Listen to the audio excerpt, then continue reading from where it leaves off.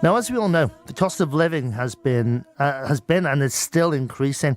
There are many other factors affecting our day-to-day lives. But what about if you live in social housing? What help and support is out there? To help us find out more, my next guest will hopefully shed some light on the subject. From Pine Court Housing Association, it's my pleasure to welcome David Brown. David, how are you? I'm good, thanks, Billy. Good to be back. I didn't realise it was... it's been a year. Over 12 months ago, February last year, wasn't it? It's been a year, and I must tell a story, because when you came in last time, David, you just stepped into the studio, and it was like a sudden realisation on your face. And you said to me, just before I turned the microphones on, you went, "It is recorded, this, isn't it?" I says, "No, it's live." And your face, you went, all the colour drained out of your face. Yeah, well, I realise this time it is live, so it is, yeah, it's not so much a surprise for me. Yeah. That was quite funny last time. So, like I said, it's been over a year since you came on the show. So, what's been happening at the association in that time? Yeah, I mean, we've been really busy in terms of improving our service to our local tenants and local communities.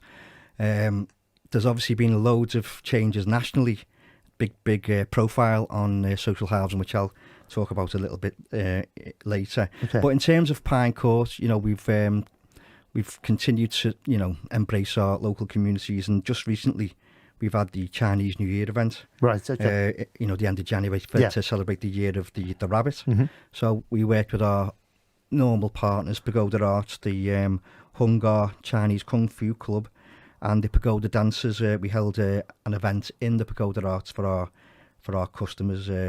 Chinese culture, Chinese food and dance, and really enjoyed by all. So we've had a busy year, which we always look forward to celebrating the Chinese New Year, because with our roots in the Chinese community. That's right. I mean, as you've mentioned, you've got the roots in the Chinese community. Most people know Pine Court Housing Association because you're based right there on Nelson Street, just down, it's halfway down Nelson Street, isn't it, really? That's right, yeah. As where the your main headquarters are.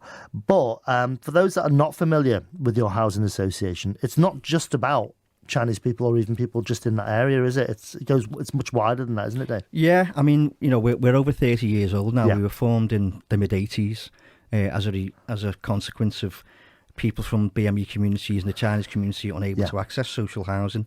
So Pine Court was formed then, and since then we've now managed to grow to 520 properties. Oh, right, okay. We've got properties in Liverpool, we've got properties in Wirral. Yeah.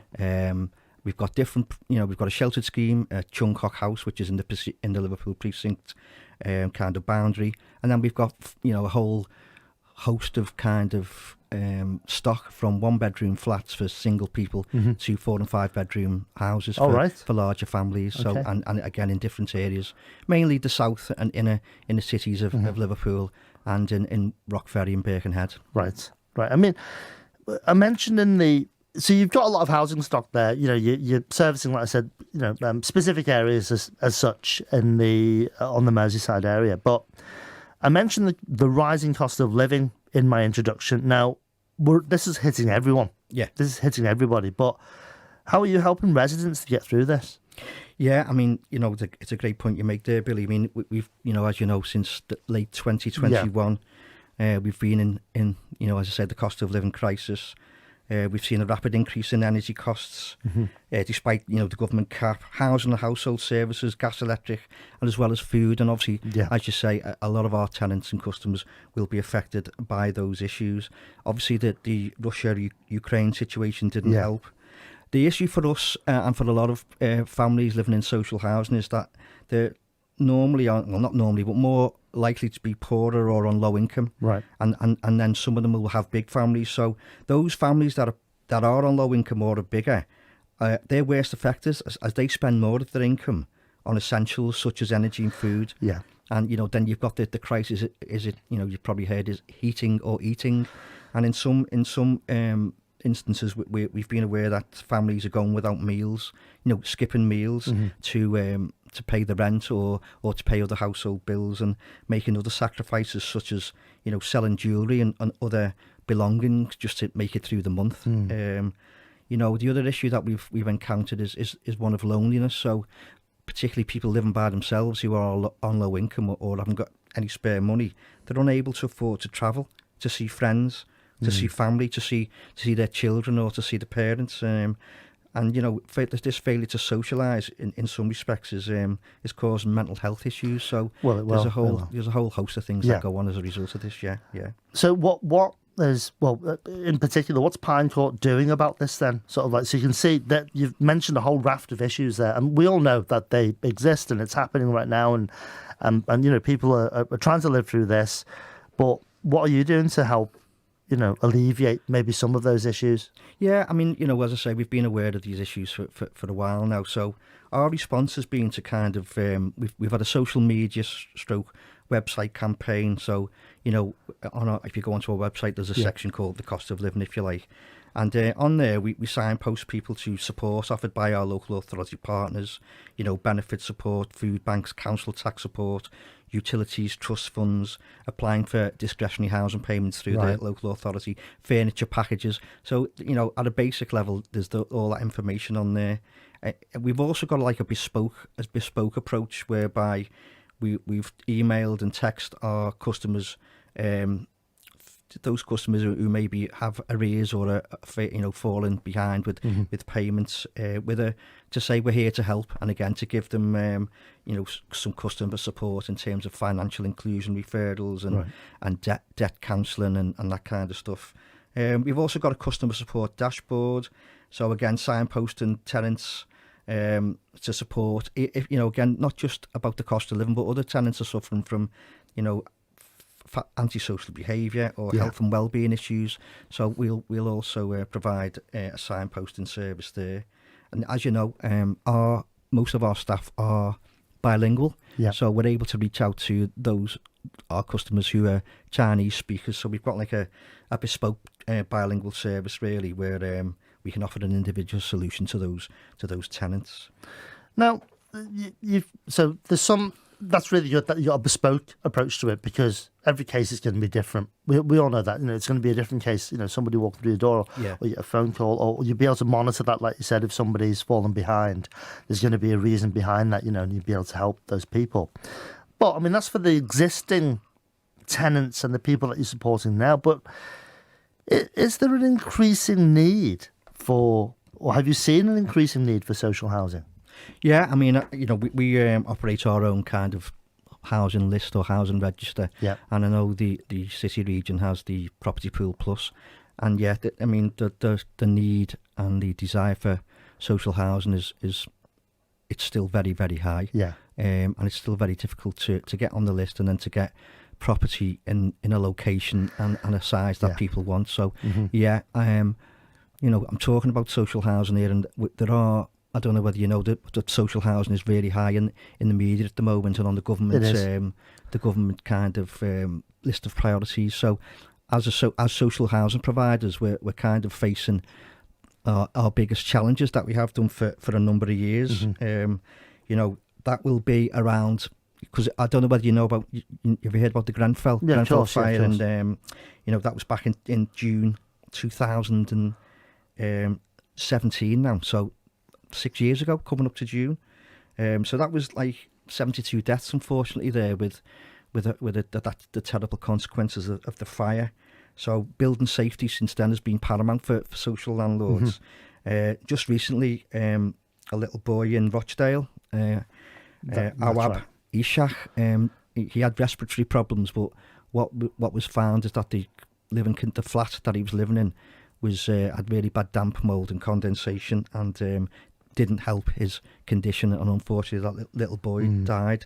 But the landlord, or there was a kind of a belief that it was down to lifestyle issues, and people weren't airing the air warm, and keeping the house warm, keeping the flat warm, and all that kind of stuff.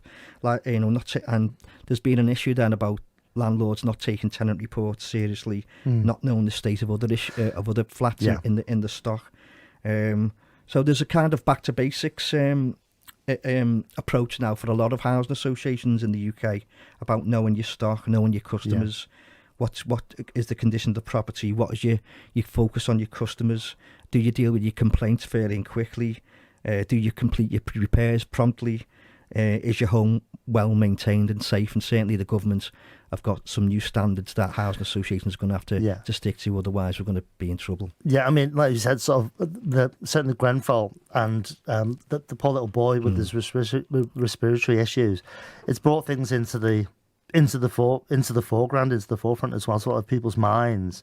So it's horrible things, obviously, that had happened, but at least there's some movement now, a positive movement to sort of like try and prevent this from happening again in the future.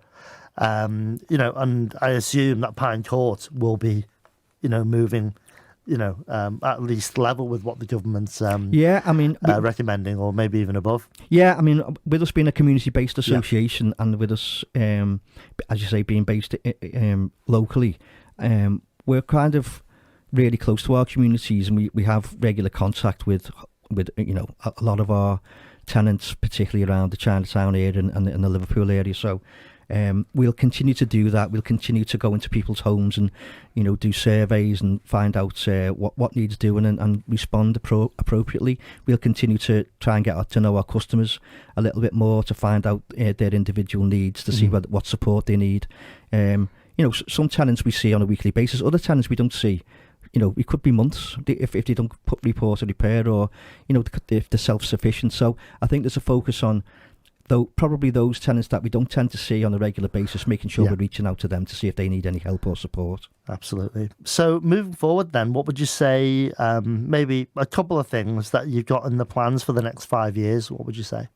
Well, obviously, we'll respond to the government and other the regulators' kind of priorities, but we have got some development news. So we're currently finalising a project up in Picton to take some properties. We're working with Liverpool City Council to take some houses in Tunstall Street on what we call a rent-to-buy scheme.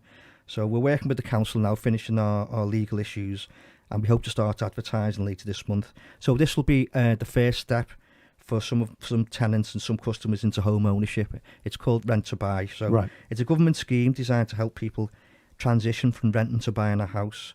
So the rent is 80% of the market rent, which then allows people to save towards a deposit and buy a home through shared ownership. Great. So this is something new for Pine Court. Yeah. We've only ever done what we call like a general rent or supported housing. So we're really excited to be able to offer this new product to our local customers. We are looking at other development opportunities in the Liverpool City region, because we do want to grow, and we do, as you mentioned before, there is a demand for more social housing, and we want to play our part in that.